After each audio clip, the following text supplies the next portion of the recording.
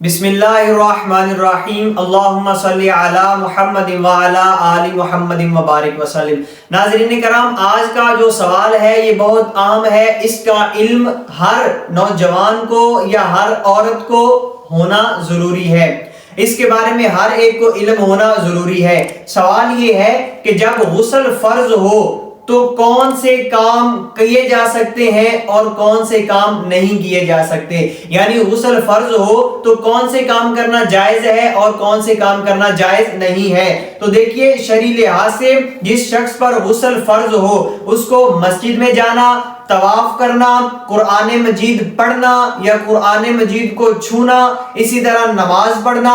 یا اس کے علاوہ مثلا کسی کاغذ کے اوپر قرآن مجید کی آیت لکھی ہو یا ترجمہ لکھا ہو اس کا چھونا، یا اس کے علاوہ جو حروف مقطعات لکھے ہوتے ہیں کاغذات کے اوپر یا اشتہارات کے اوپر، یا بعض لوگوں نے انگوٹھی کے اوپر بھی وہ نقش کروائے ہوتے ہیں، تو ان تمام چیزوں کا چھونا اس وقت جب غسل فرض ہو یہ ناجائز اور حرام ہے۔ اور اس کے علاوہ اگر کوئی ورد وظائف کرنا چاہے، مثال کے طور پر درود شریف پڑھنا چاہتا ہے یا ذکر اللہ کلمہ شریف پڑھنا چاہتا ہے، تو اس کے لیے بہتر یہ ہے کہ وہ کلی وغیرہ کر کے پھر پڑھ سکتا ہے۔ قرآن مجید کو چھونا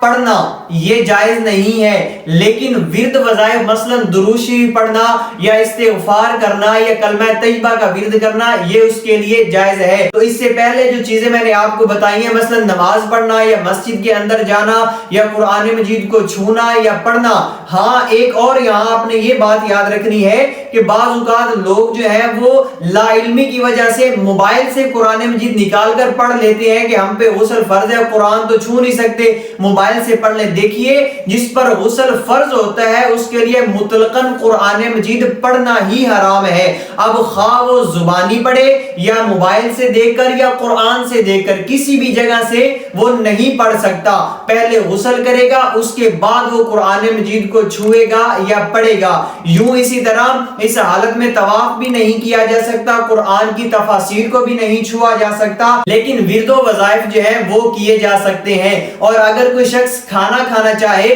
تو اس کے لیے بھی بہتر یہ ہے کہ وہ اپنے ہاتھوں کو اچھی طرح دھو کر کلی وغیرہ کر کے کھانا کھائے۔ لیکن یہاں آپ نے یہ بات یاد رکھنی ہے کہ جتنا جلدی ہو سکے غسل کر لینا چاہیے، کیونکہ جس گھر کے اندر جنبی شخص ہوتا ہے، یعنی جس پر غسل فرض ہوتا ہے، تو جب تک وہ غسل نہیں کرتا اس وقت تک اس گھر میں رحمت کے فرشتے نہیں آتے۔ لہذا تو کوشش کیا کریں کہ اگر غسل فرض ہو تو جلد سے جلد غسل کو کر لیا جائے۔ اللہ رب العزت کی بارگاہ میں دعا ہے کہ ہم سب پہ رحم و کرم فرمائے۔